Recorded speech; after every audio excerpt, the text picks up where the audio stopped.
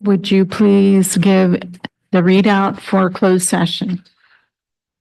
Yeah, I can do it. Oh, I'm sorry. I do need to introduce our interpreters and our greeters. Our interpreters are Cesar Ruiz and Susana Pineda. And our greeting crew is Benji Alfaro and Shelley Santiago. Roll call, please. Mr. Valencia? Present? Mr. Hollinshead is absent this evening. Mr. Lara? Here. Ms. Cabral? Present. Mrs. Cordero? Here.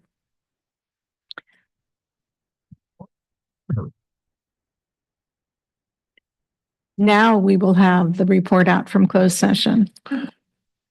Thank you, President Cordero. The board approved a settlement agreement in Office of Administrative Hearings, case number 20241-20938, and the vote was unanimous. Also, the Board of Education accepted the administrative appointment of Derwin Gerard Sloan, warehouse supervisor. The roll call vote was unanimous. Board of Education accepted the administrative appointment also of Mariana Valencia, migrant education program supervisor. The roll call vote was unanimous. That's all I have. And a bit of information was shared for items B and C. At this time, we will have our inspirational group lead us in the Pledge of Allegiance, and Robert Bruce Elementary is here along with their principal, Mrs. Bailey. So whomever the representatives are.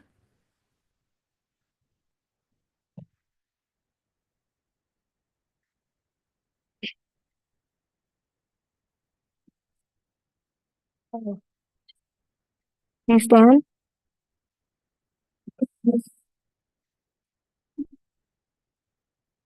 Right hand over your heart. Ready, begin. I pledge allegiance to the flag of the United States of America and to the republic for which it stands, one nation, under God, indivisible, with liberty and justice for all.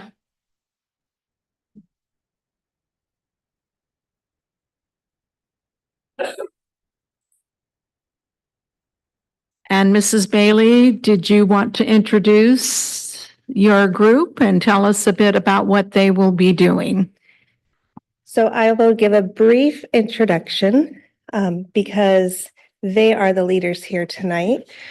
So we have the Lady Bulldogs Business Club here in the house with our school counselor, Miss Maribel, who is the organizer behind all of this magic. So ladies, come on up.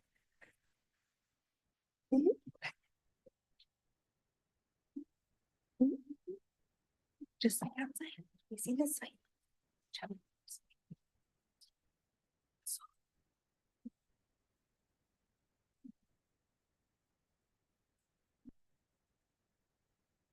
Good evening, everyone. Buenas tardes a todos. Soy Maribel Bravo Mendoza, la consejera escolar de la primaria Robert Bruce. I am the school counselor at Robert Bruce, and I would like to share and introduce a little bit about our Lady Bulldog Business Club. The Lady Bulldog Business Club was created to guide and teach our students, who are very excited to be here today, teaching students about business management, marketing, sales, and leadership. The students assist at the Student Bulldog store every Friday at recess by leading sales, tracking earnings, and inventory. However, it is more meaningful than that. Many of our Bruce students come from disadvantaged and low-income, low socioeconomic backgrounds, navigating many obstacles in life, such as poverty, challenging cultural gender roles, and access to higher education, etc. This opportunity not only exposes them to economic, business, and financial literacy, but to reach for better career opportunities and empower their future. My goal for this club is that it becomes completely student-run and student-led, and that they're able to obtain many valuable skills that they can carry with them after they move on from Bruce and into their futures. And so now I would like to create space and visibility for our students for any questions that you may have for them. I can start. What has been the most meaningful thing you've learned so far from your business activities? Like what has stood out to you the most from your learning that you really appreciate learning about?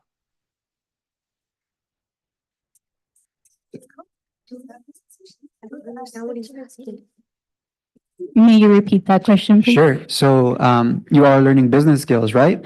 And so based on that learning, what do you really appreciate learning about that you think you'll be able to carry on with? What lessons have you learned so far that you think will help you when you all become business leaders of our community?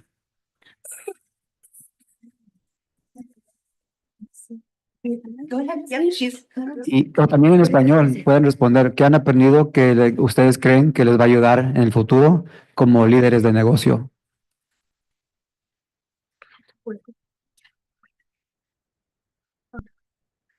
We like how to work. We like working with people. Nice. And also getting like experience. What about what you had to learn about the process to become a Lady Bulldog member? What did we have to do?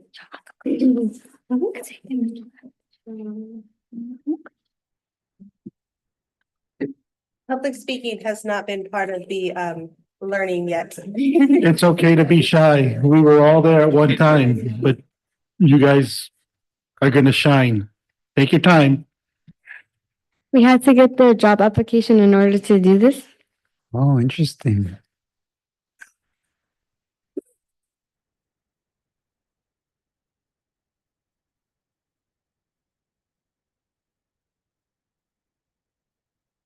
Now at the student store, how do you like having the interaction with your other classmates when they come in to purchase or whatever they're buying?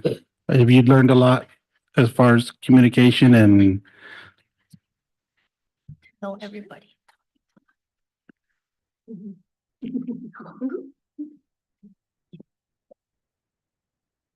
Look at me. Let's say it to me. I have an easier question.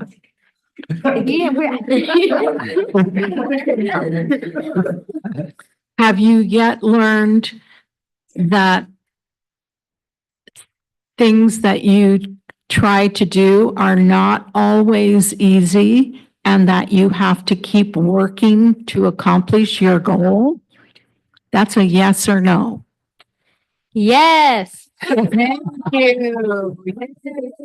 Yeah. Did I just say yes? Okay.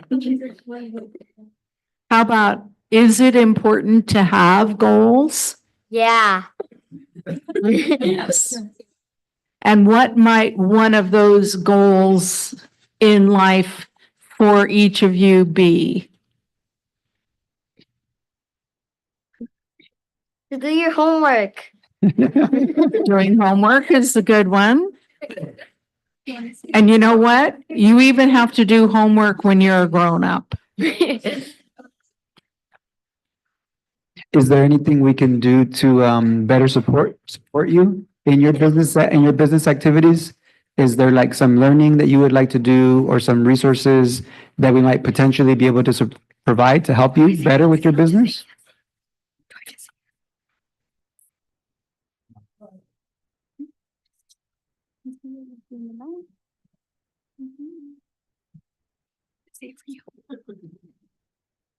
Sin- You like doing the math while working? You like doing the math while working? Okay, all right. So that was one of my things when joining the board, that the students be very into math and how to deal with cash. So I'm glad that you're learning that. Has giving change been a hard for you guys, like counting quarters and in dollars and dealing with cash? Currently, no, because we have a different currency in our school. Oh, how do you deal with currency? We use Bulldog tickets. Oh. Yeah. Okay. How do they go about? Huh? How do they go about earning the Bulldog tickets in order to purchase from the store? What do they have to do to earn those to be able to purchase? To earn Bulldog tickets, you can just help out clean the cafeteria, be responsible, be respectful, and if you clean up trash from outside during your break, you can earn you can you can earn Bulldog tickets. Well, that's good. That's very good work ethic. That's good. And it's an accomplishment though. So when you get those Bulldog tickets, you can purchase what you like. It's nice. And do you guys help with inventory and counting how much inventory you have and how much you want to order, or getting new ideas of what to bring into the store? Yes. What what's the newest item that you brought into the store?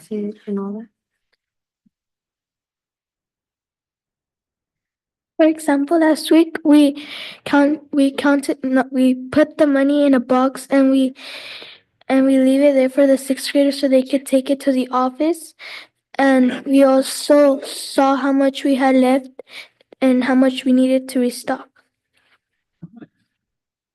Well, good. Thank you. We really appreciate that you came here to demonstrate your willingness to show us all that you are working towards something at your school.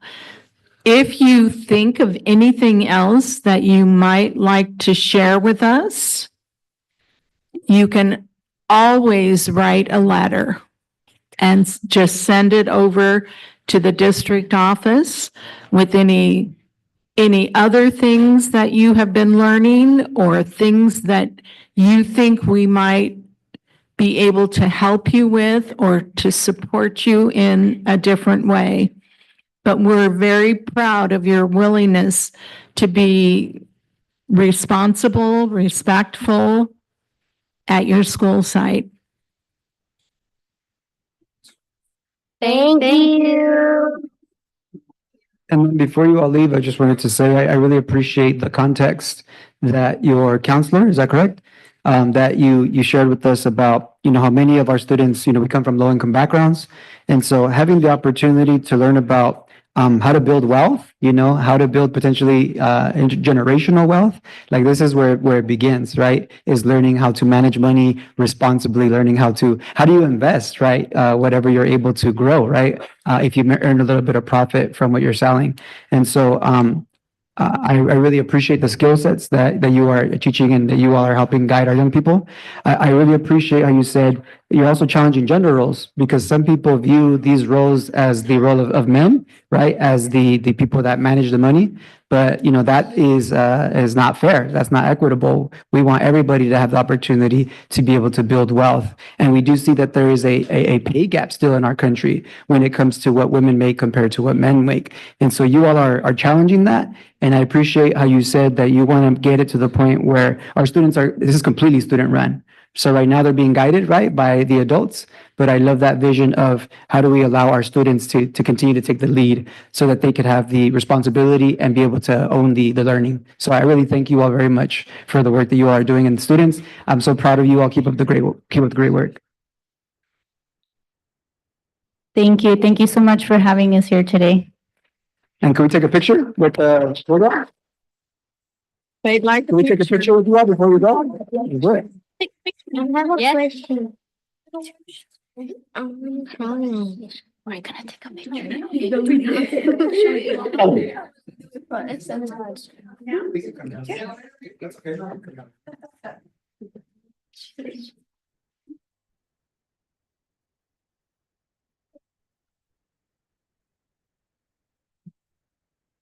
Who wants to hide and doesn't want to give a picture?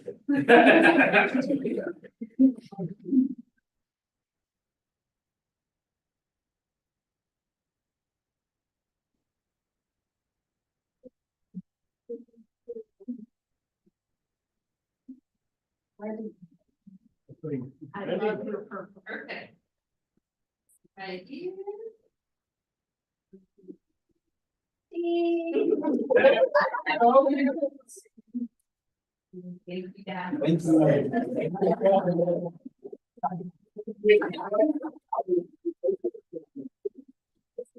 Thank you so much.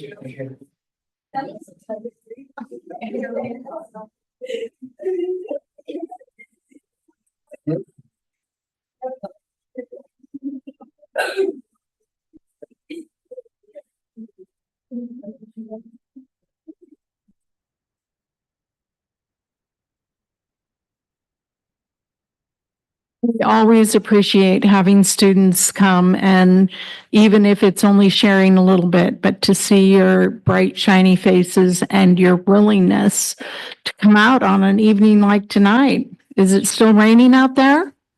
Yeah, okay. Well, we thank you, and if you need to go, hopefully you have a parent here, and we thank parents for bringing their child or children to see us this evening. Thank you. Don't stay up in the rain.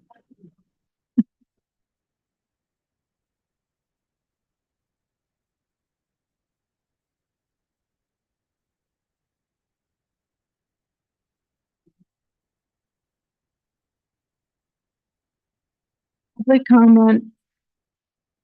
Open session.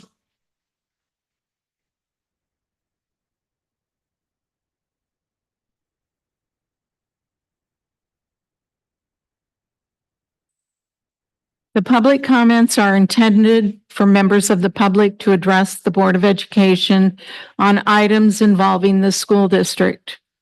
Such testimony shall be limited to 3 minutes, 450 words per person, per subject, and 15 minutes total for each subject. If an answer to a specific question is requested, the board president will, if appropriate, direct administration to respond in writing. To address the board, you are asked to fill out a request to speak form and provide it to the superintendent prior to the meeting. Dr. McDuffie, do we have any comments on agenda items? Yes, we do. Amanda Corcoran?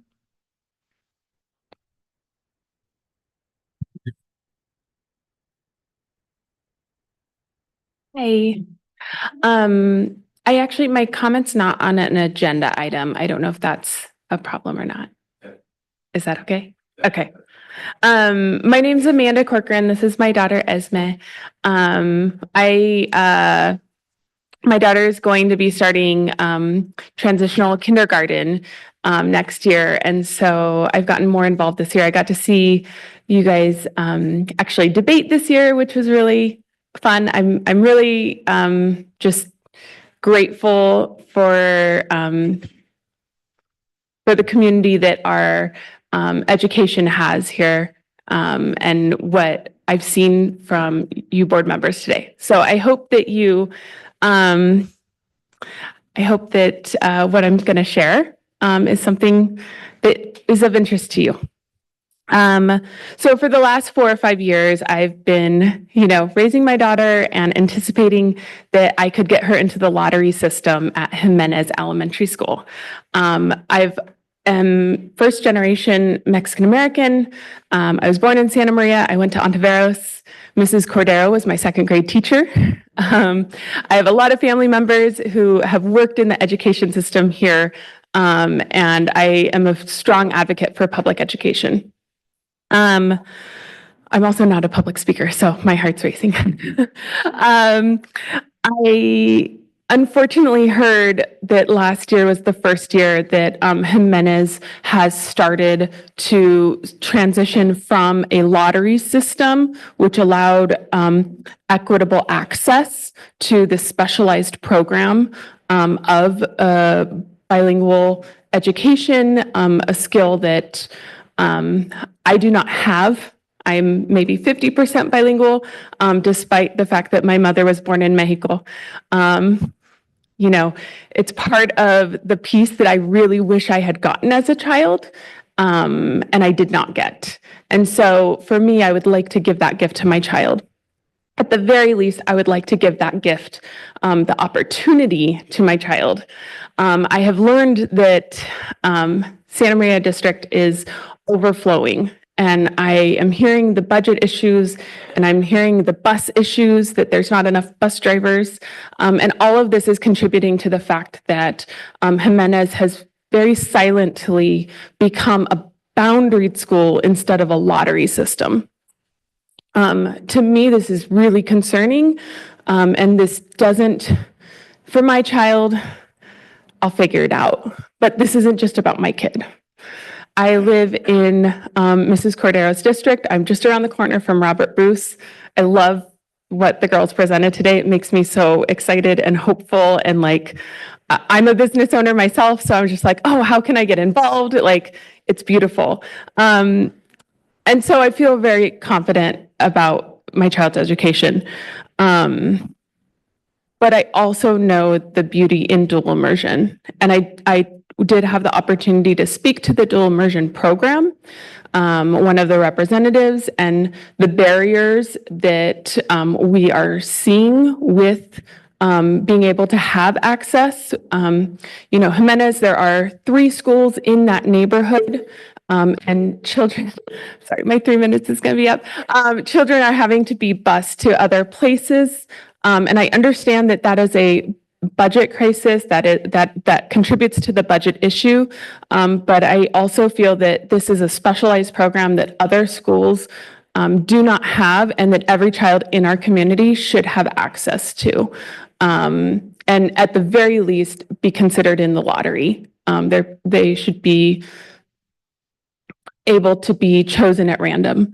And so I ask for you guys to consider to look into it, explore why this decision was made and why it was made without your consent, because I have spoken to board members and it sounds like it just kind of happened under the radar. So I'm hoping that it's something that can be considered. Thank you for your time.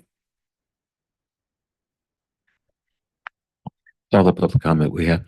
All right, thank you very much. Approval of the agenda as presented. May I have a motion, please? I'll second. It has been moved by Mr. Valencia and seconded by Mr. Lara to approve the agenda as presented. Roll call, please. Mr. Valencia, Aye. Mr. Lara, Aye. Ms. Cabral, Aye. Mrs. Cordero. Aye. Consent items. Actions proposed on the consent agenda are consistent with adopted policies and approved practices of the district and are deemed routine in nature. They will be acted upon by roll call vote in one motion without discussion unless members of the board request an item's removal from the consent agenda, in which event it will be taken up in the order indicated on the main agenda. Does anyone wish to pull anything from the consent agenda? No. Okay. Then may I have a motion, please? I'll move on the consent agenda. No second. Okay, it has been moved by Mr. Lara and seconded by Ms. Cabral to approve the consent agenda as presented. Roll call, please. Mr. Valencia, Aye. Mr. Lara, Aye. Ms. Cabral, Aye. Mrs. Cordero. Aye. Action item. Item A, Resolution 24-17, National School Counseling Week. This is pretty special. I think this is the first time we've done this at Santa Maria Bonita in regards to recognizing our school counselors. And I'd like to, instead of reading what we have here in the background of the memo, I'd like to call up Dr. Mark Palmerston.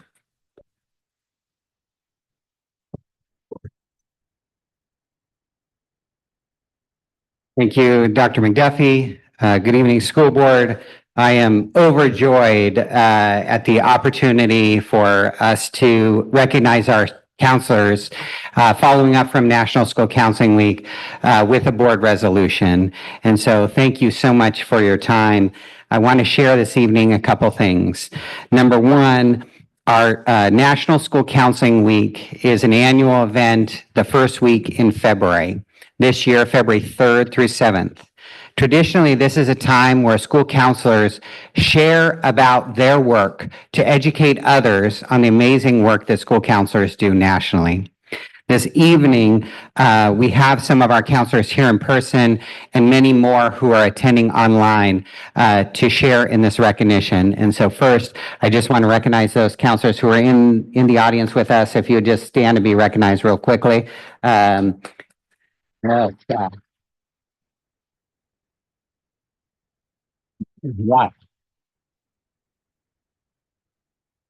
I can't help pass up our team Fessler in their some new sweatshirts today as well. Our work of our school counselors is rooted in so many of our district beliefs.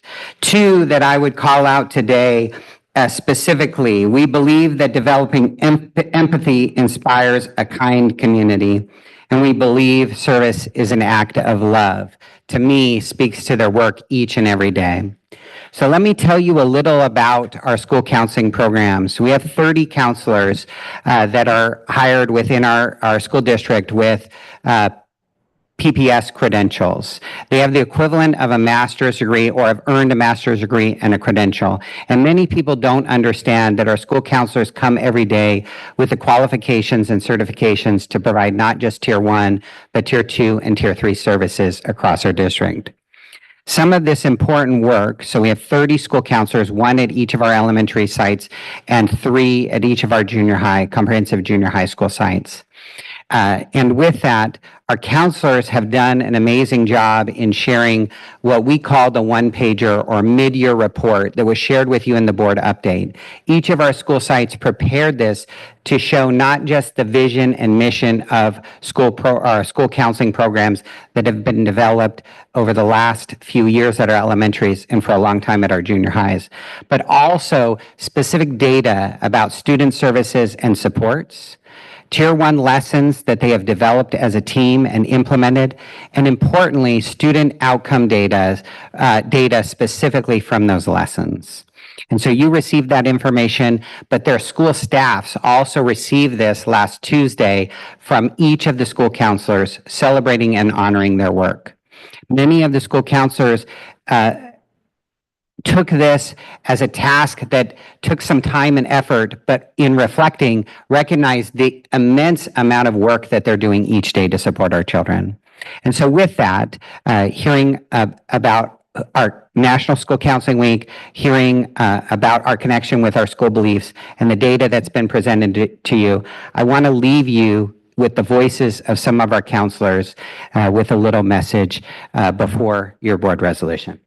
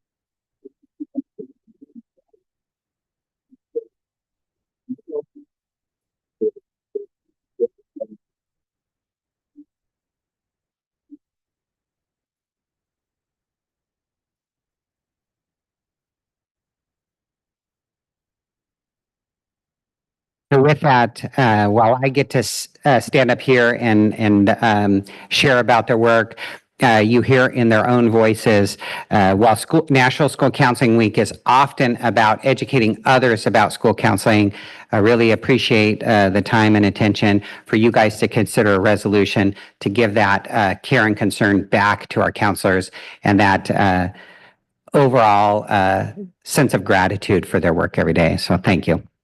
Thank you, Dr.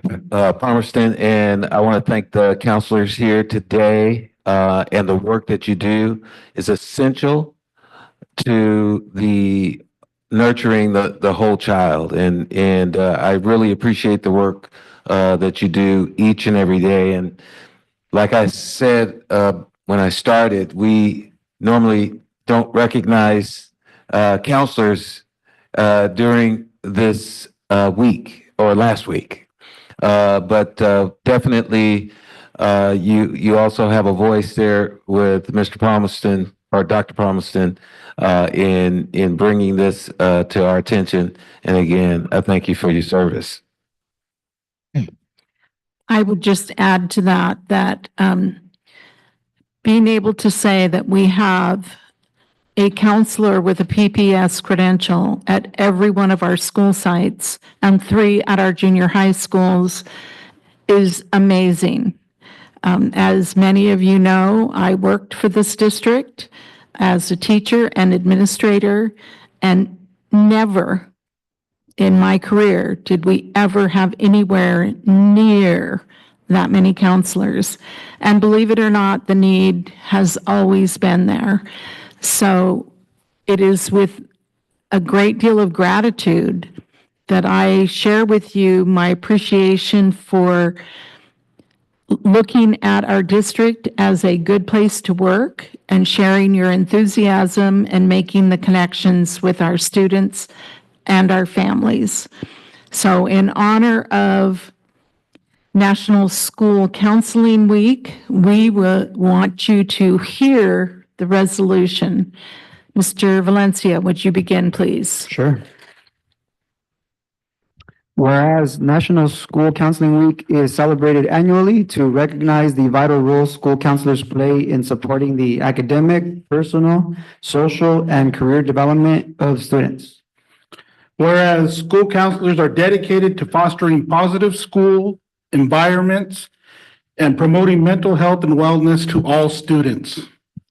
Whereas the efforts of Santa Maria Bonita School District school counselors contribute to student success by providing guidance, support, and resources that help students overcome challenges and achieve their goals. Therefore, be it resolved that during the week of February 3rd through 7th, 2025, we dedicate National School Counseling Week to recognizing the exceptional work of our school counselors, highlighting their contributions to the educational community and supporting their ongoing professional development. Be it further resolved that the Santa Maria Bonita School District is committed to promoting awareness of the importance of school counseling and encourage all students, parents, and staff to take advantage of the services and resources available through our school counseling program. So Ms. Cordell, thank you very much. prior to the passing of the resolution, I'd like to share some comments with the counselors. Counselors, I want to take a moment to share some deep gratitude for the role that you all play. I know as a high school teacher, teachers tend to get a lot of love and a lot of attention typically. I would like to think that that's well deserved, but I think it's important to share the love as well. As like I consider counselors like unsung heroes because of the gigantic role that you all play in influencing our students. I'll share that when I was in high school, I benefited tremendously from having counselors who were fierce advocates for me pursuing higher education. For example, I had the benefit, I think one of the gentlemen counselors spoke about the importance of our students having people that they can identify with. And I was fortunate enough to have somebody like Eric Blanco, who's now a counselor at Rigetti. And just having somebody who was Latino, who could recognize the struggles that I would go through, that was empathetic, to the plight that I was going through as a first generation college student, really helped to serve as a role model that I could go to college just like Mr. Blanco. I also had a counselor by the name of Cindy Moreno at Santa Maria High School, and she was this short, fierce white lady who believed that young Chicanitos, young Latino kids like myself, that we were capable and smart enough. Didn't matter, that we came from poverty. Didn't matter our skin color, that we had what it took to get to higher education. And it's thanks to people like her who fought for us to get into classes like that, were more challenging courses, like AP courses, because unfortunately, some of our staff have lower expectations for our young people and unconscious bias. And if we don't address those biases, then we're going to unfortunately hinder our students' progress without even wanting to, right? Because I don't know any adult that works in our system that intentionally wants to cause harm to our young people. So the work that you all do is so vital. I remember my counselors told me, because I didn't think I could get into UCs. I didn't think I was capable. I didn't think I was smart enough. And my counselors, they told me, you should apply to UCs. You should do it and see how it goes. And I remember thinking, well, I'm not going to apply to UCLA. I'm not going to apply to Berkeley because I could never get in there. And they're like, Berkeley, Berkeley, Berkeley, Berkeley. So they literally changed my life, because that's where I ended up going to school. And that's what put me on this trajectory to come back to my community. And that's, and now being able to serve my community as a board member. So literally you all changed lives. And I'm so grateful to you all for the work you do. So thank you. Any other comments? May I have a motion, please? Make the recommendation. I'll make the recommendation that the Board of Education adopt Resolution 2417, National School Counseling Week as presented. I'll second. It has been moved by Mr. Lara, seconded by Ms. Cabral, to adopt Resolution 24-17, National School Counseling Week as presented. Roll call, please. Mr. Valencia. Aye. Mr. Lara. Aye. Ms. Cabral. Aye. Mrs. Cordero. Aye. Motion passes. And please know how very much we do appreciate you. Yay. And can we please take a picture with our counselors? Let's take a picture before y'all go.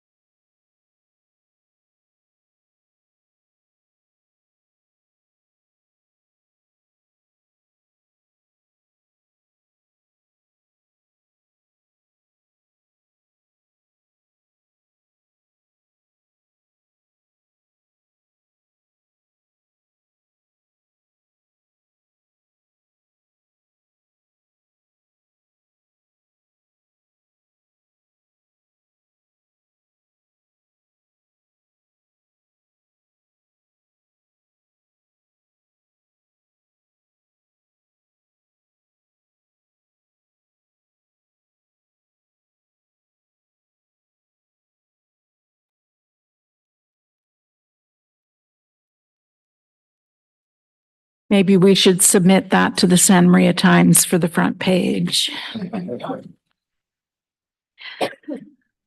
Item 11B, authorization to enter into a sole source agreement with Hellas Construction to furnish and install pivot synthetic turf at Bonita Elementary School. Mr. Beecher. Oh, Mr. Cavazos. Thank you very much.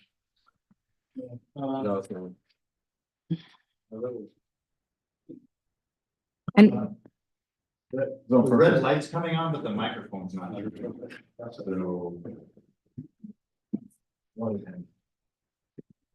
Mr. Riki to the rescue. I'm not gonna touch it. Thank you, Brian. I just want to provide a brief bit of background on this item. This isn't a normal way for us to try and address a play field. We use a lot of different processes and continue to work with our fields and then also work with our staff to ensure that we have a high quality play field available on campuses. I looked back and found in 2012, Brian Druniak, who was in Javier's position at the time, brought all new soil out to Bonita School to try and address the issue, recompacted it, regraded it, and reseeded it. And we've been working with that field trying to make it usable at least since 2012, using all kinds of different methods, trying to work with the staff and this item here tonight is, in my mind, the solution that has the best chance to work. And I want to let Javier explain this item and the advantage to the product that's involved, and let him take it from there. But I wanted to share that background. This isn't like we decided in 2 months to make this happen. It's been 12 years of investigation. It's the issue with the field in Bonita. Javier, do you want to take a shot? I could take that. Thank you, board, for being able to be here tonight. I didn't know it went that far back. I know since I've been here, I've been trying to find a solution that would provide the best conditions for the students at Bonita Elementary. The issue is that they have a small play field that has a lot of use on it. And so what normally we have at other schools that have larger fields is that they're able to rotate through the usage of the field. And so it allows the field to recover, to come back over time. And so with them having a small field, they have PE, they have recess out there, it gets a lot of use. And unfortunately, a natural grass turf just can't hold up to the amount of traffic that's out there. So thank you, Matt. This is something that I'm really happy to be here tonight because it has been a long journey for us to get to this point. What we believe we have in front of you today is a sole source agreement with Hellas Construction for the manufacturing and the installation of an artificial turf. Now, what makes this artificial turf unique is that it doesn't have an infill product. And so when we were looking at artificial turfs a couple years back, the concern that we had was the safety of our students. And so normally in an artificial turf, you have a round recycled rubber pellet that goes in the turf. That's there for cushion, it's there for drainage. And so there's a lot of upkeep, maintenance that's associated with that. And plus also, when you have those round small pellets, you're gonna have it get on the kiddos. And so we were deterred from going that path. But just recently, last year, our landscape architect that works with us on all our play fields, brought to us a new system. And so this system is one in which there is no infill, which makes it really nice. So we don't have to have that additional maintenance, that additional upkeep that we would normally have with an artificial turf. It also makes it safer for our kiddos. And so we've collaborated with our architect, with the school leadership. We've done a Q&A with them on this system. We've provided time for them to ask questions, for us to answer those questions. And so we believe that what we have in front of you today is the best solution moving forward for Bonita. If you guys approve it, we are ready to start to install this within the next few weeks. And we hope that within a couple weeks, we have it completed, and then we can turn it over to the school, hopefully in early March. So with that, I'll be able to open it up to any questions. Now, Javier, I want to make sure that you provide information to the board about how this is a solution that can work at Bonita, but not necessarily apply in the same way to other school sites because it is going to be very unique and applies just at Bonita. I think what made it feasible for us to consider this for Bonita, because it is a high cost, is that couple years back, I believe it was in 2012 when they brought that soil to Bonita, they also installed this robust storm drain system. And so we have large baffles at Bonita right now that are underground, under the turf or under the field that collect all the storm drain. And if we didn't have that, that would be a large cost to add on top of this. The other part that helps is that we already have a concrete perimeter on 3/4 of the field. And so that cuts down on cost as well. So we had a lot of the infrastructure already in place that allowed us to not have to make that investment now, that made the project feasible.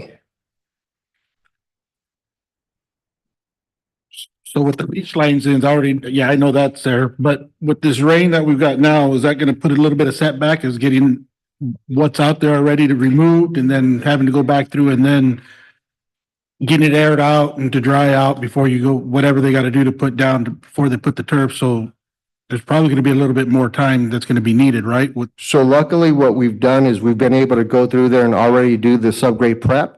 And so right now, we have a field that's ready to receive the turf itself.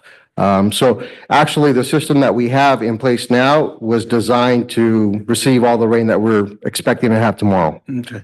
Second question, is there, I know it's not a big area, but is there a metal mesh going down? Yes. Gophers? Yes. Keep out, lay down below and then put whatever on top and then put the turf? So what you have, the section that you have is compacted subgrade, which is soil. Then you have a fiber mesh that goes over that. Then you have rock, which is 3/4. Then you have a 1-inch section of crushed rock on top of that. Then you get another layer of fiber mesh on top of that, a cushion pad, and then you have the turf on top of that. So yes, we probably will still get weeds that come through, but it's going to be something that we'll be able to address. It's not going to be a major issue. It's not the weeds, it's the gophers, only known because of the surrounding areas of the ranches, and I used to farm out around that area, and I just wondered if they're going to put some kind of wire mesh down below and then on top It's everything. more of a fabric that went down, but again, gophers aren't going to be inclined to penetrate through the fabric and then get into the rock. The rock will be heavily compacted. It's still going to allow for drainage, but it's going to make it really difficult for a gopher to dig through it. Okay. Thank you. So they'll just go attack the other fields. Any other questions?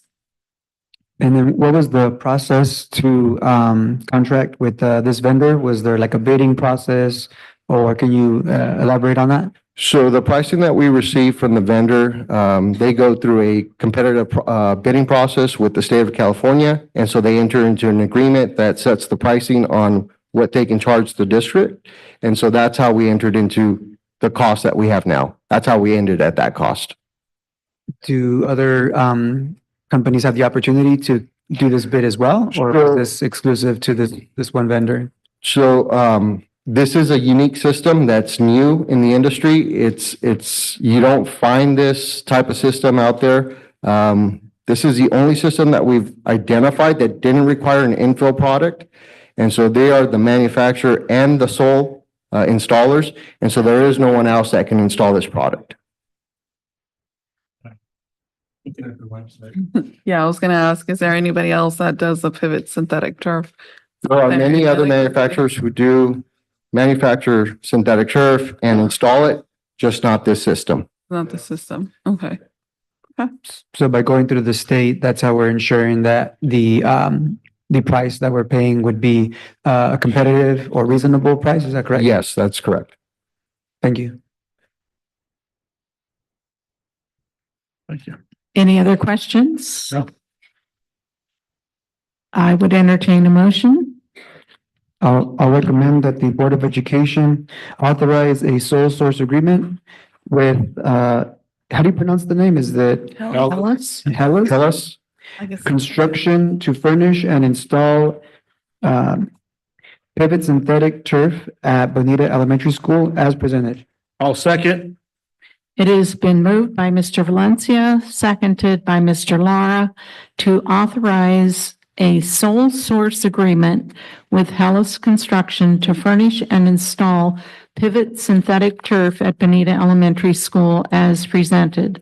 All those in favor signify by aye. Aye. Any opposed?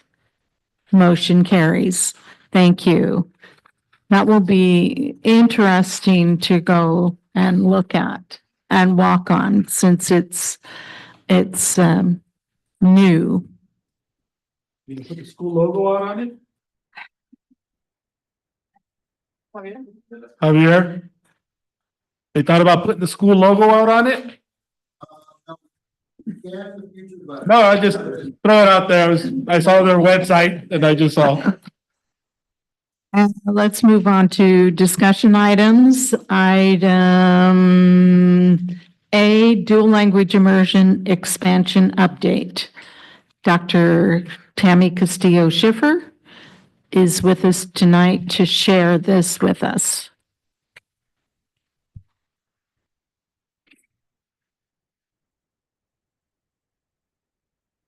Good evening, board members, Dr. Good McKay, evening.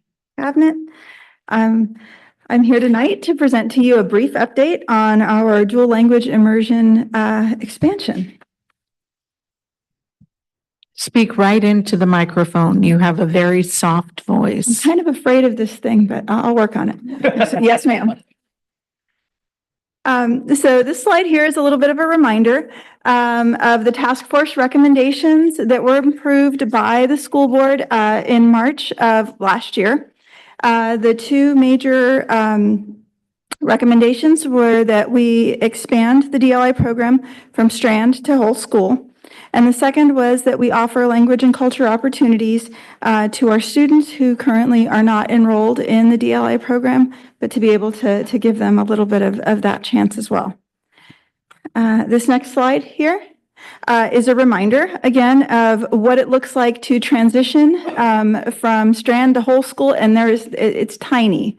And it kind of shows you the scope of what we're doing here. That arrow shows us exactly where we are. So we're at the beginning of all of this. And this is what it looks like as we add a grade level every year. So here's your winter update. Our 4 sections of transitional kindergarten at Jimenez are all DLI classes, 3 classes of 24 and 1 class of 20 children, and we are at capacity, so the classes are filled. The update for professional development, we continue to provide support in the form of professional development to our teachers, and this includes work with grade level PLCs and scope and sequence of the curriculum. We've had lots of workshops. Teachers are enthusiastic, even coming in on Saturdays to talk about accents, and they were pretty excited. I was happy to see how enthusiastic they were on a Saturday morning.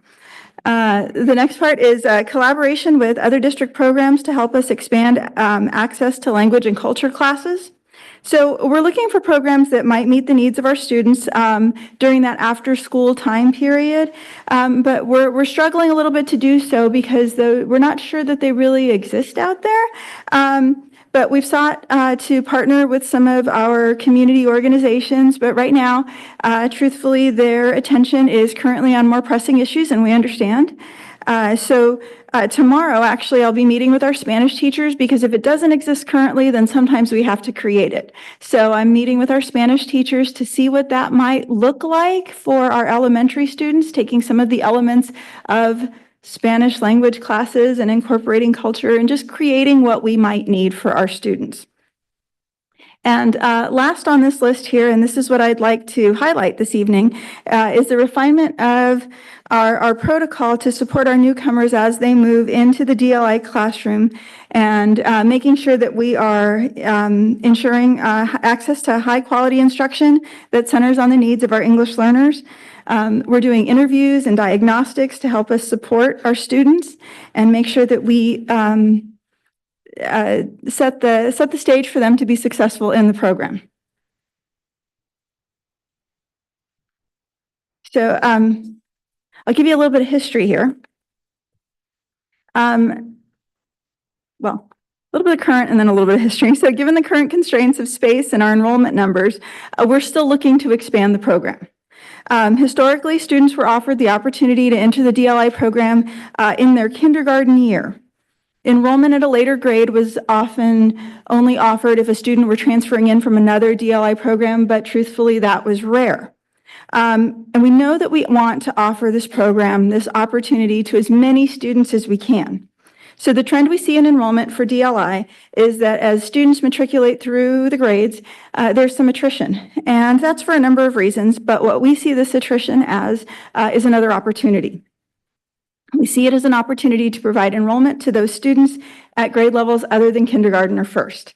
So in the spirit of expansion, those parents who are wishing to enroll their child in the dual language immersion program will attend an informational meeting. We'll talk to them about the appropriate program fit. We'll talk to them about language proficiency and all of the pieces that are needed for a student to be successful as they incorporate into a program that's kind of already going once they join. Students will take an assessment, and we want to make sure that we're identifying potential supports that we will need to have in place for those students. So it's an exciting opportunity for our students and their families. And so the words on the screen aren't super exciting. What is exciting is to see little faces. And so I'm gonna talk to you about some of our students who have joined the program. So I'll go from, I'll start over here with our fourth grader. Her name is Camila. She's in fourth grade. She attended school in Mexico since kindergarten. She wants to be a doctor when she grows up, and we know we need lots of those. And she is on her way to being trilingual. She speaks Spanish and she speaks Mixteco, and she's learning English. She's picking it up very quickly, and she's really enjoying the program, and her classmates have embraced her. Next to her is Estrella. She attended school in Mexico. We learned from our interview with her that she didn't always attend, that there were some barriers to attendance while she was there. But the good news is she's here and she's enthusiastic about learning, and she likes to come to school. She's motivated to learn and understand English, and her reading in Spanish is improving. She loves animals and she wants to be a veterinarian. This is Ashley. Ashley's only been enrolled for a couple of days. She's in the second grade.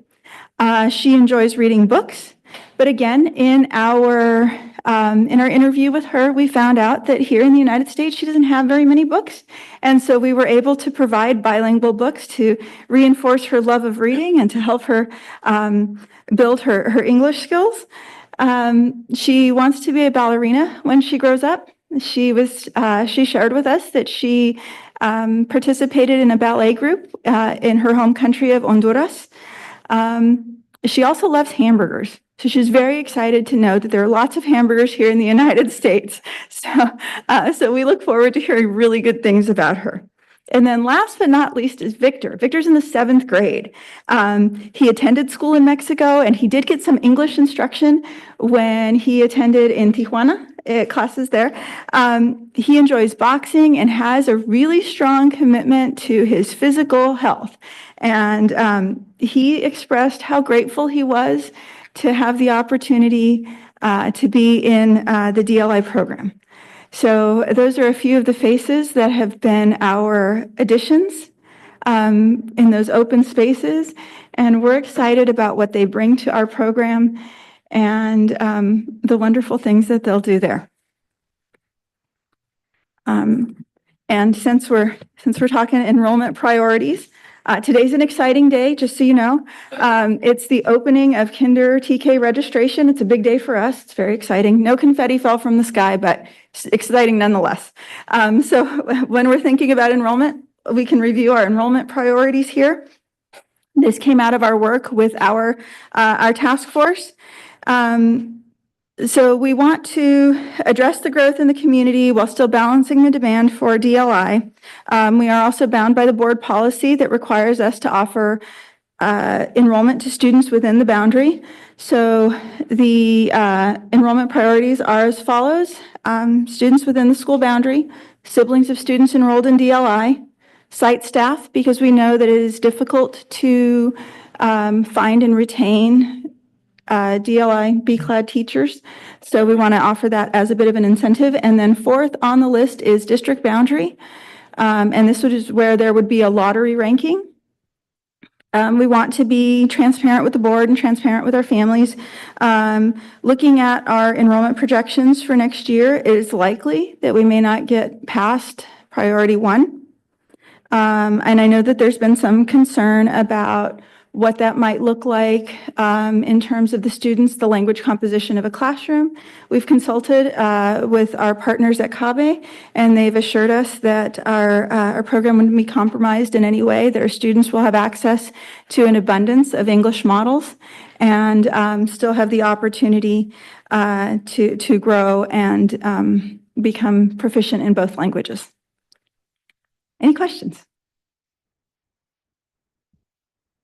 So the lottery is basically for any classroom space that has not been filled by students within the boundaries. And siblings, so siblings of students who are currently in the DLA program may not necessarily be in boundary students. Okay. Because we have, I believe it's in excess of 400 students who are out of boundary within Jimenez right now. Okay, but those okay, I get that. And then to the actual teachers in the program at Jimenez, their children can be enrolled regardless of where they live. Yes. Okay. So it sounds like it will not be open at all to any student within the district. So we still have those spaces, as I was talking to you about those spaces that are available at the upper grades. Those spaces will be available to families within the district, and we'll make sure that parents are informed about their if the program would be a good fit for their child and what incorporation into that program might mean. So those spaces will still be available for the district. In the newcomer portion, does the grade level placement, is it dependent at all on what their academic status is, or is it simply by their age? So students who have, so the students that have come to us, they had schooling in another country. So we will place them in the appropriate grade when they enroll with us. These particular students were already at Jimenez, and we simply moved them from the non-DLI strand into the DLI strand. Okay. Other questions? So you said earlier that we had 92 students enrolled in our TK classes. Yes. So those are the ones that are in classes now, and you've opened enrollment for next year. Are we increasing the number of enrollments for next year? For the TK? We're confined by space. Yeah, okay. Yeah, so unfortunately, not yet. Okay, and as for the newcomers that are in the DLI program now, do they feel, from the little that you spoke with them, how long have they been there this academic year? Yes, they came in this academic year. This academic year. Is it easier for them to kind of converse and talk to learn English with that Spanish, being able to interchange with their students? Yeah, so they're better able to communicate with their classmates, and the research has shown us that students will incorporate into the school community much easier when they have access to people who can speak the same language as they do. It's very interesting. We've heard stories that our students have really embraced their new peers. A lot of these kids have been together since transitional kindergarten and haven't really had new classmates. So it was an exciting opportunity for them too, to be able to embrace someone new and really kind of help them navigate what could be something scary, but it's something exciting and new now for them. Okay, that's great. I know from being in spaces the same, it's nice when somebody else speaks, is able to help you navigate through those Absolutely. spaces. So that's wonderful to hear. Is there any concern for not having enough English role models? I know the DLI program, the protocols had a certain percent that were Spanish speaking, a certain percent that could speak some of both, and then a portion that spoke only English. So if primarily students within the boundary are going to be enrolled as the program moves up the grade levels, is there anything that will be adapted to facilitate the fact that whatever few English learners will learn Spanish, and our Spanish or Mixteco speakers will learn English? So we've been assured that our students will have access to plenty of English models. English tends to be the language on the playground, the language that students hear on the television, the language that they hear among the staff. And also because a portion of the day is dedicated to English instruction, the composition of the class shouldn't have a negative effect on our students' ability to learn English. We've worked with CABE and asked them if this would have an impact, and they said that it would not, that they haven't seen any types of impact in that way. Additionally, I'm sorry, some of our students are categorized as English learners because they're Spanish spoken in the home, but the children themselves, the parents could be bilingual, and the children themselves often have more English than might be expected, given that designation of English learner. So is the model still 90-10 for TK, K, 1, and I think 2, and then it goes to 80-20? Yes, it will increase, and so our method of delivery of instruction will not change. Okay. I had received some emails, phone calls from family members in the community expressing concern around the boundary because they had expressed to me that in the past, the way that they understood it, that since we only had Jimenez at one site, they would then have the opportunity to be able to apply to the lottery system, as opposed to being able to go to, a school where they might live in that doesn't have our DLI program. So could you tell us a little bit more about like how that decision came into play and remind us about like why the decision was made to go in that direction of limiting it more to the boundary within Jimenez, people that live near Jimenez? So prior to last year, when the lottery was larger, about 50% of the students, if not more, of the students actually did come from the Jimenez boundary, and that had been laid out in the original DLI master plan. So it's not too much of a departure, and the number of seats that were really available to students throughout the district were rather limited. We are limited by space. We are one of the few districts in the state of California that continues to have growing enrollment. And so given all of those pressures and of course our board policy that we first need to offer enrollment to our students who are within the boundary,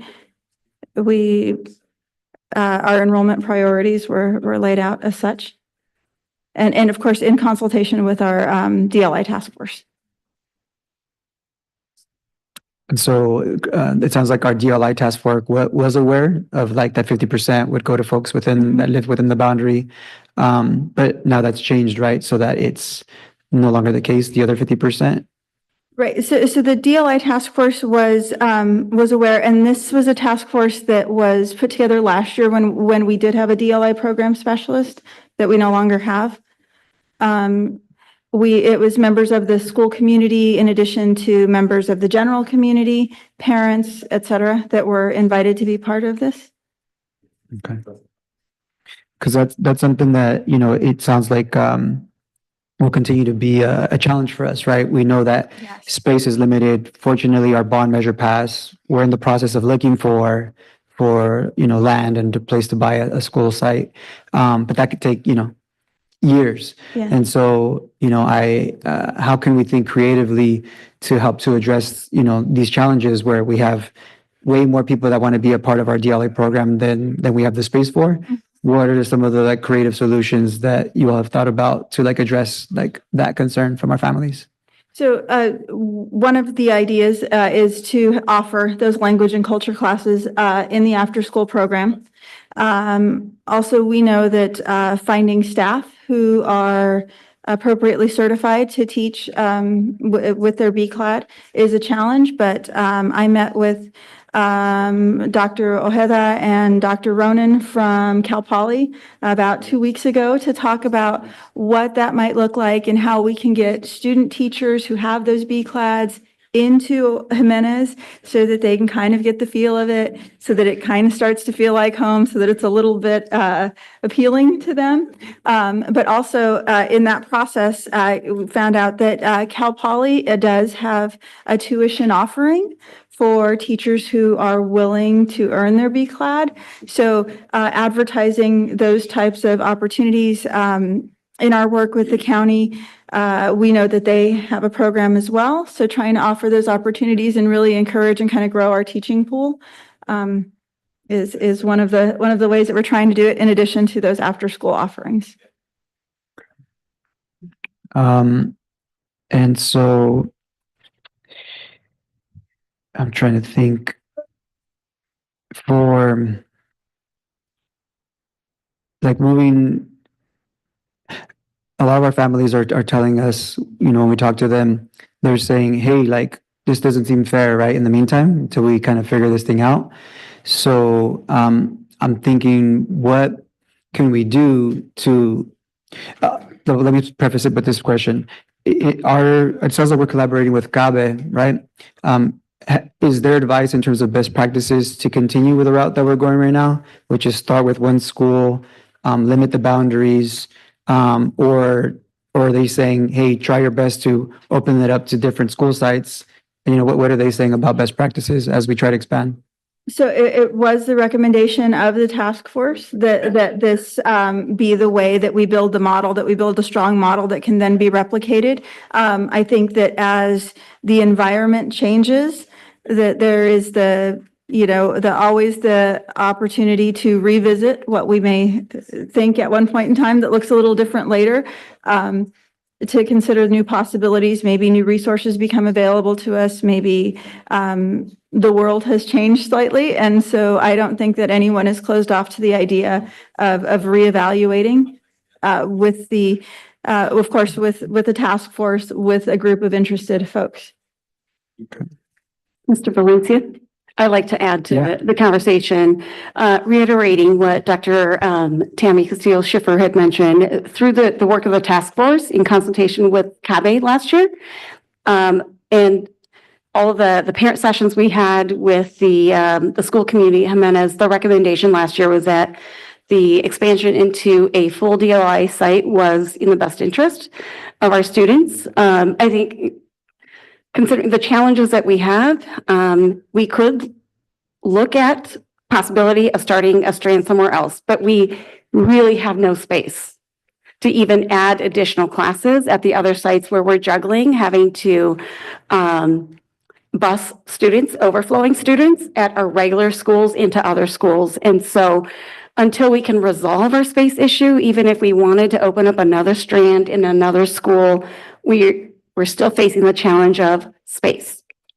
And the efforts that we're going to make to continue to grow our own teachers with the correct credentials to be able to teach in the program, that's something we're actively doing in anticipation of expanding the program over at Jimenez. But now we have a good problem that there is this high demand for DLI. The challenge is space. We just don't have spaces in our other schools to even offer a strand at this point. And so looking at how do we continue this trajectory over at Jimenez to grow that and build that model, explore opportunities to offer culture and language in the after-school program, and then continue to work at resolving our space issue.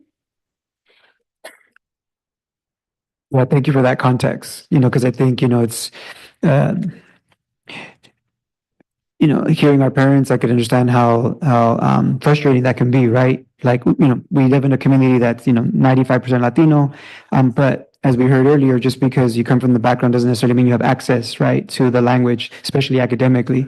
And so I want to continue to encourage our staff, right, to think creatively, right, to dream big. This is not a unreasonable request, right, that we're getting from our families. And then our task, right, is to then figure out, well, then how is it going to get done, right? And so, I appreciate, the hard work you all put in. I know this was not be easy. So continue to communicate with us and with our community, the whys, what's prohibiting, right, that expansion.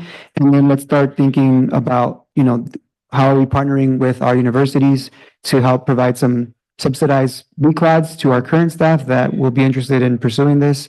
Also, have we discussed already as hiring priorities, looking at folks that already have the BCLAD or are willing to adopt the BCLAD? Is that something that we're asking during our interview process?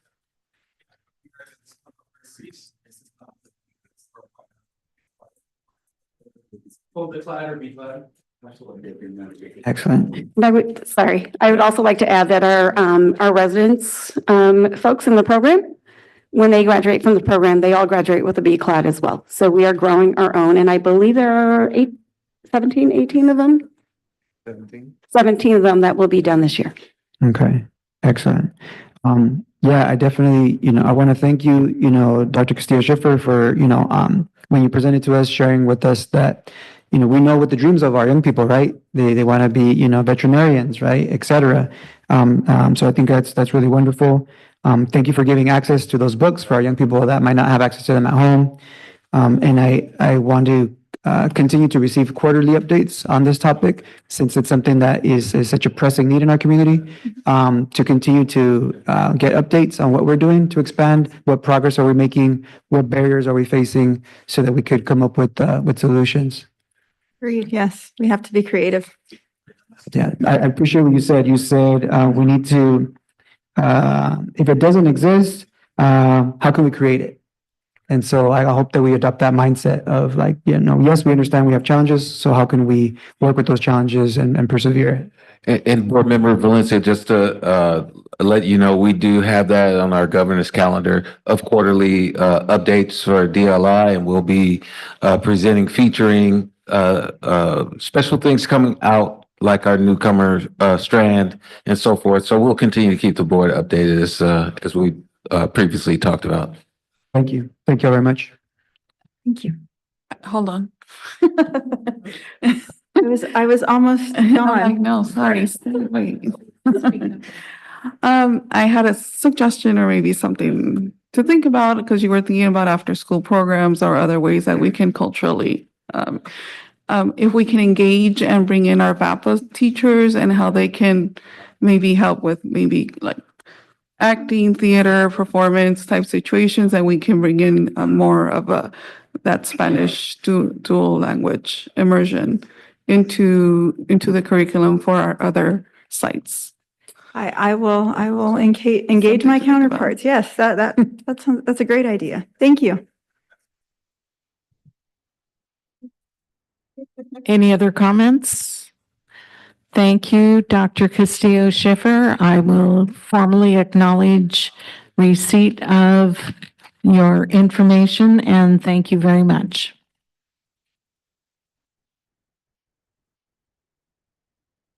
That brings us to Board Superintendent reports.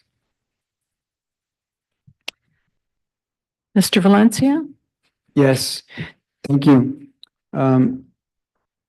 In the last couple of, the last week and a half, the topic of immigration has been pressing on the minds of a lot of our family members, from communicating with our students. The fear, the anxiety that a lot of them are going through is something that is definitely weighing pretty heavy on me as a teacher and as a board member, because, one of our top priorities is the safety and well-being of our young people. And so I read in the Santa Maria Times that on the Day Without an Immigrant, which I believe was last Monday, we had approximately, according to the Santa Maria Times, a 35% absence rate. Does that sound somewhat accurate, Dr. McDuffie? Which is quite significant, right? That's huge. We're a district of approximately 17,000 students. And so what that tells me is that a lot of our families were willing to participate, right, in this form of demonstration, this form of protest to remind, right, our local community, our nation, our leaders of, how much immigrants contribute, right, to the fabric and to the well-being of all of us. So that's something that definitely caught my attention. I have the privilege as a teacher at Santa Maria High School to work with our former Bonita students. And some of the things they have to say about the topic, I think, are really important for us as leaders to keep in mind. They said things like, why do people want families to be separated when if it were to happen to them, they wouldn't be for it? So in other words, they're asking us to kind of put ourselves in their shoes, right? Would we want to be separated from our families? Of course not. Nobody here would want that to take place. They also mentioned things like, I feel as though some teachers are not being supportive of this cause. Many aren't letting students redo assignments they missed. Another one of my students said, ignorant people say, quote, go back to your country, but California was once a part of Mexico, and it still is since it was stolen. Another student said, why are we seen as less or not human just because of the color of our skin or where we come from? That quote from a student caught my attention, that our students feel like they're being targeted, because of their skin color and their background. And something that's interesting is I used to teach in Boston public schools, and I had children, from all backgrounds, and I also had some wonderful Irish children that were undocumented with blonde hair, blue eyes, and it did make me think about the fact that I did not ever recall ICE or immigration, coming or threatening to come to the schools where our white children attend. So I think they're pointing out some really interesting contradictions in terms of how ICE might be potentially targeting our local community. One of our local media sources called Tu Tiempo, they're a Spanish media outlet. They actually interviewed some of our current students, our El Camino students that participated in some of the, in the walkout that took place on Friday. And what the students had to say, both our El Camino students, as well as some of our high school students, they said the reason that they're demonstrating is because they want to defend our families, that they want to raise our consciousness, our awareness. They said immigrants are here to work and to study. That they said we are not here to cause problems or harm anyone. And they said that they were interested in promoting unity across nationalities. There were some students who were of Mexican descent wearing Salvadorian flags to promote that solidarity, because unfortunately sometimes there's fighting that happens between nations or ill will. And so I thought that was interesting that they were pointing that out. I noticed some of the signs that the students were carrying and some of their chants. One of them said, don't bite the hand that feeds you. Another said to stop separating our families, and that no one is illegal on stolen land. I wanted to share with you all that for the community to be aware, some of the student leaders that are organizing a walkout on February 18th, these are predominantly high school students. They met with me and they wanted to share what their intentions are, what their plans are. And I really appreciate how these young people are actually intentionally meeting with leaders in our schools. They're meeting with our police departments. They're meeting with our superintendent at the high school level, because they want everybody to be safe. And so here's the information that they shared with me so that the community is aware of what these students are trying to accomplish.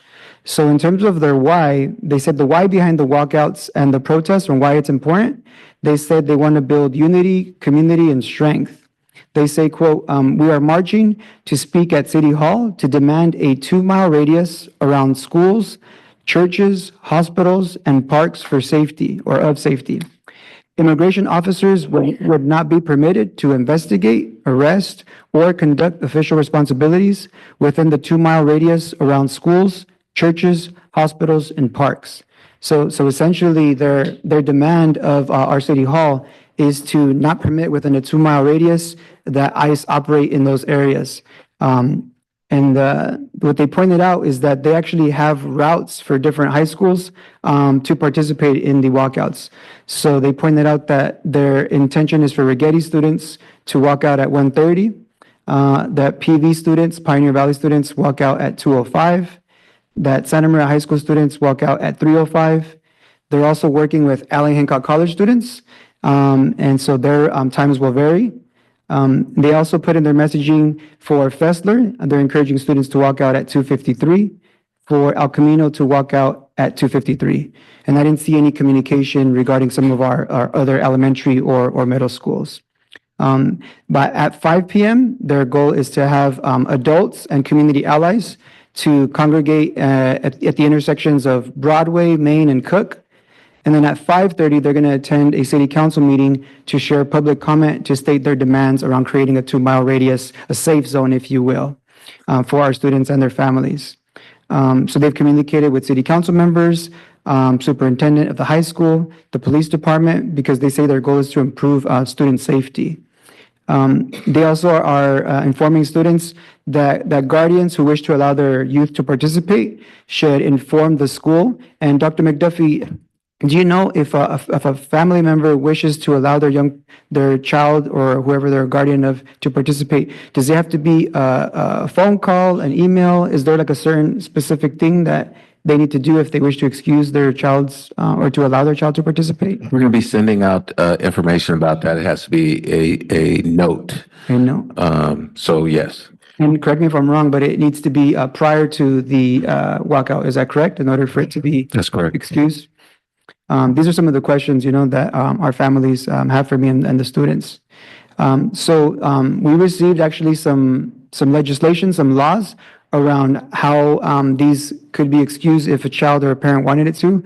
And so we received some information around Education Code Section 48205, which defines civic and political involvement that is including but not limited to voting, poll working, strikes, public commenting, candidate speeches, political forums, civic forums, and town halls. And essentially, my understanding of the policy is that for an absence to be excused due to political or civic engagement, a middle school or high school student must provide notification to the school ahead of the absence. Under SB 955, students are only allowed one excused absence for political or civic engagement per school year. However, additional absences may be excused at the discretion of school administrators. The law also states, as with other excused absences outlined in Education Code Section 48205.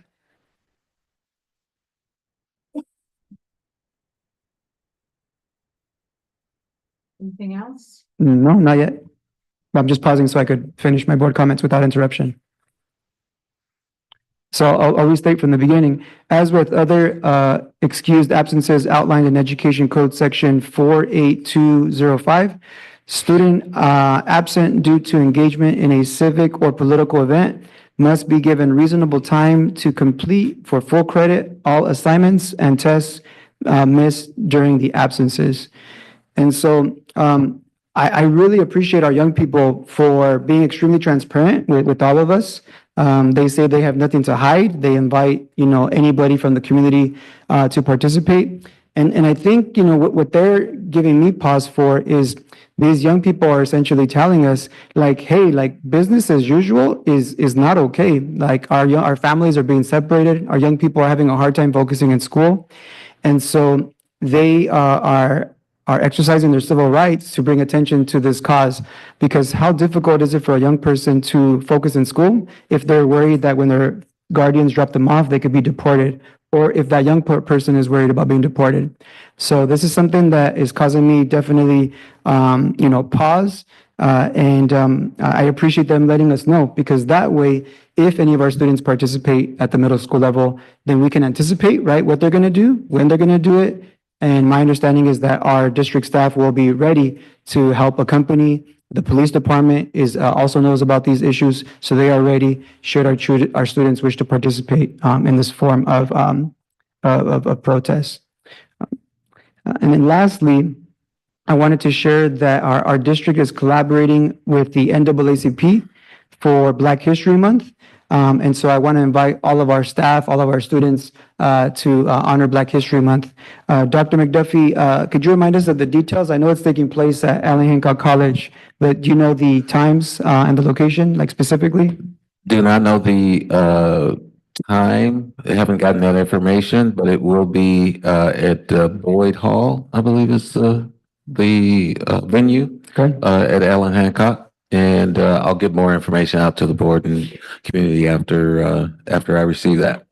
Excellent. Thank you. Thank you very much. And that concludes my board comments. Mr. Lara? Ms. Cabral?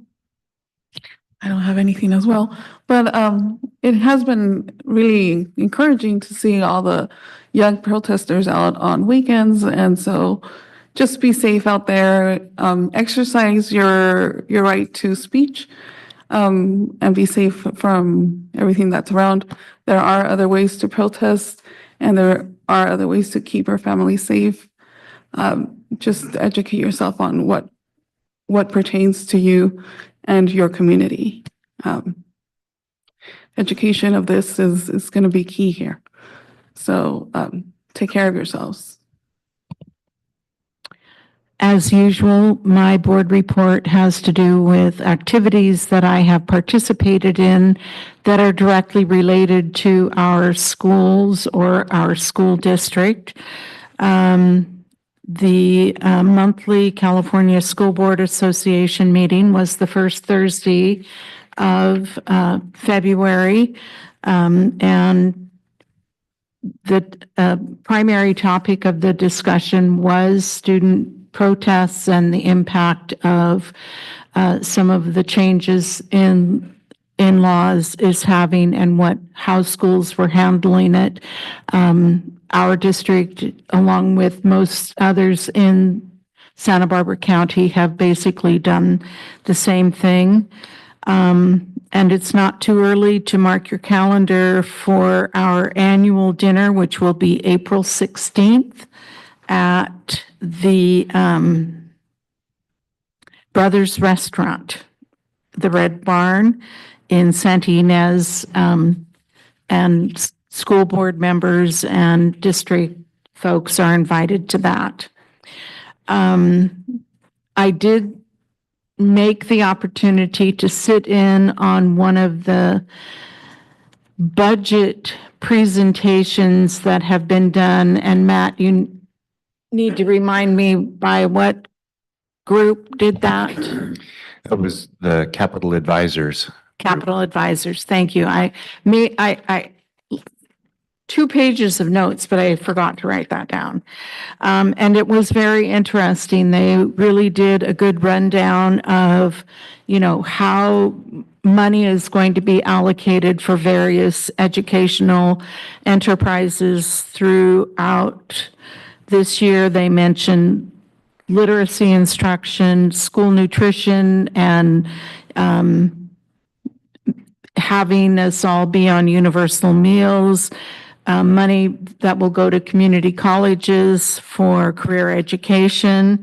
One thing that I thought was really interesting, they're putting about $4.5 million into technology to digitize and translate IEPs.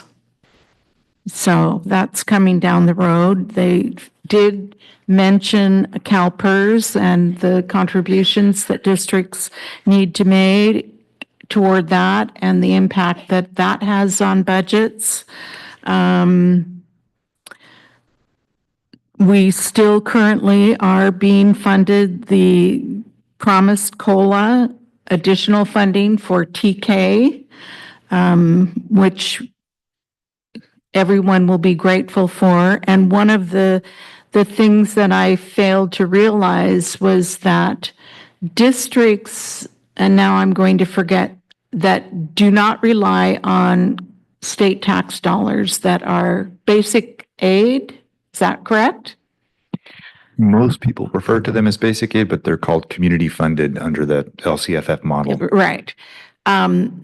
After our last board meeting on that very evening, the headline on the news was that San Luis Coastal may not, or was tentatively planning not to offer TK. And I'm sitting here thinking, well, they can't do that. It's mandated.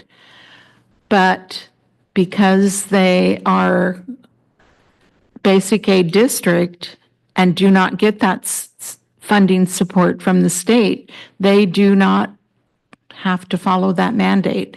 Kind of like where things are standing with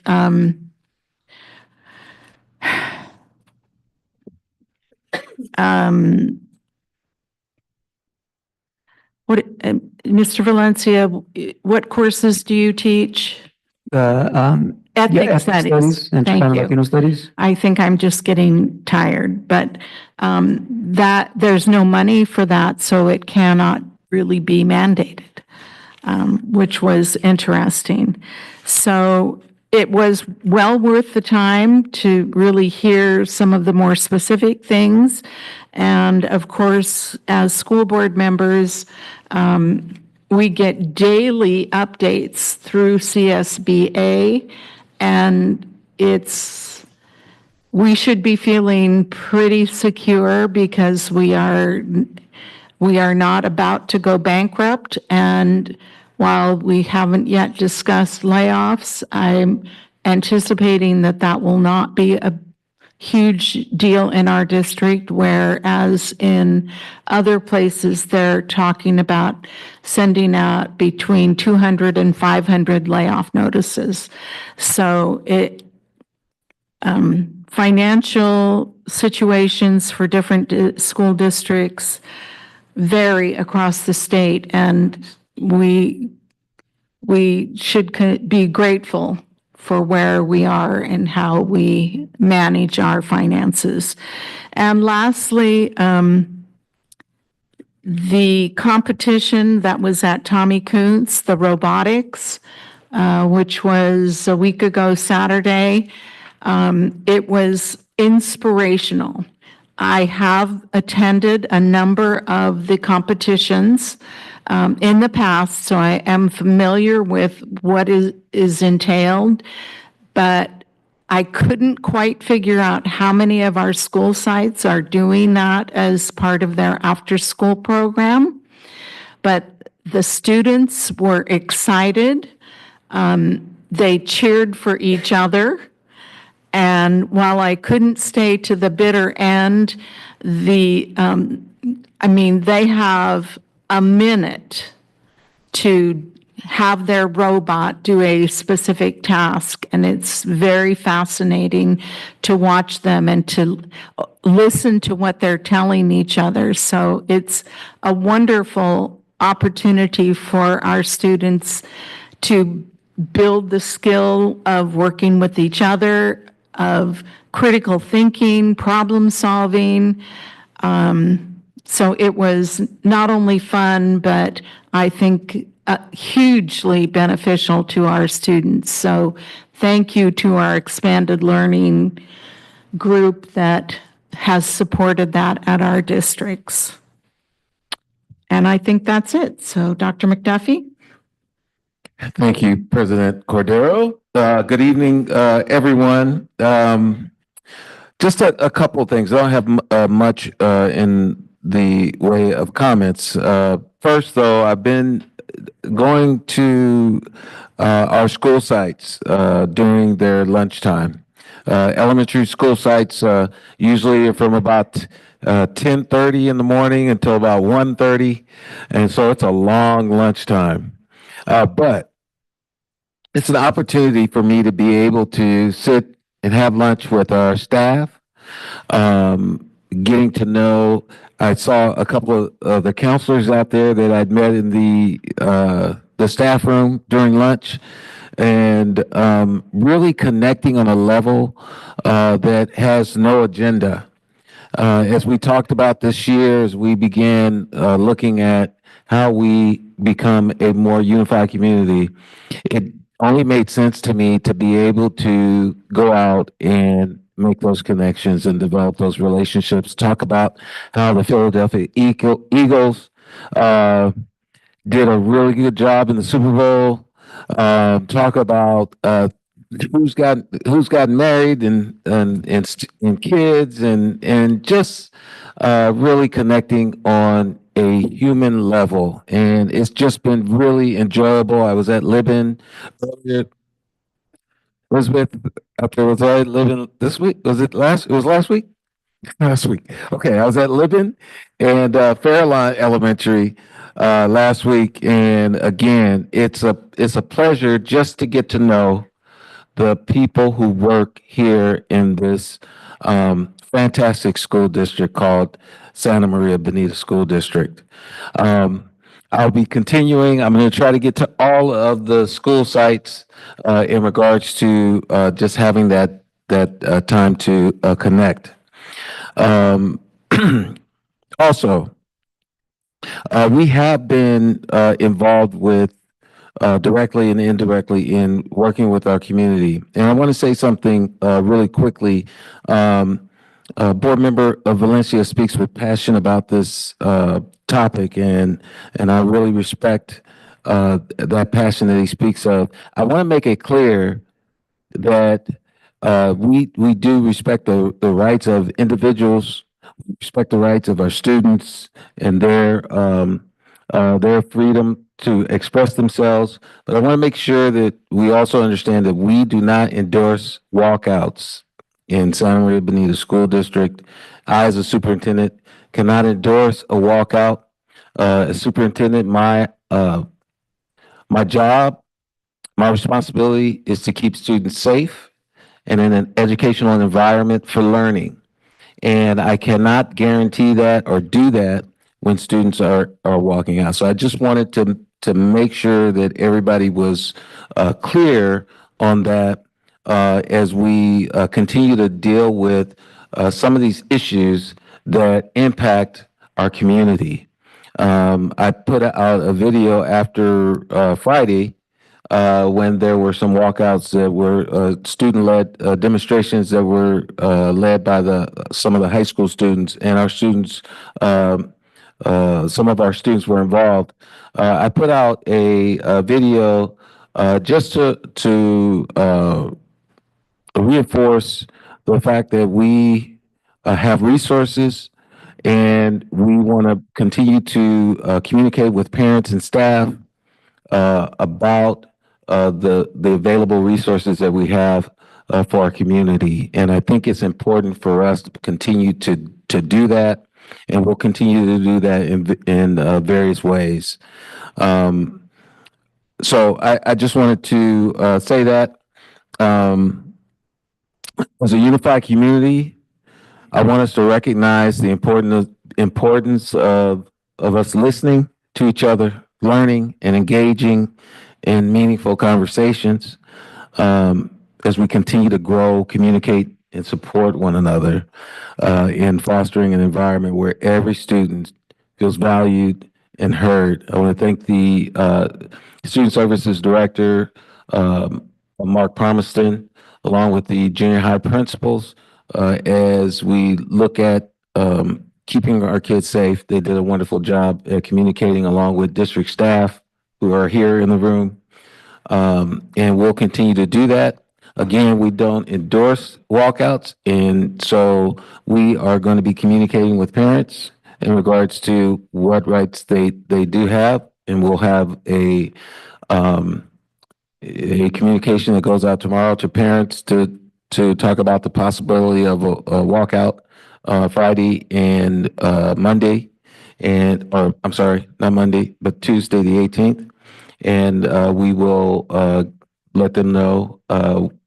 We want them to talk to their students and have a conversation. And I think you said it quite well, Board Member Cabral. Education and really engaging with students. And we want parents to be able to do that. And so we'll be encouraging that through our message as well.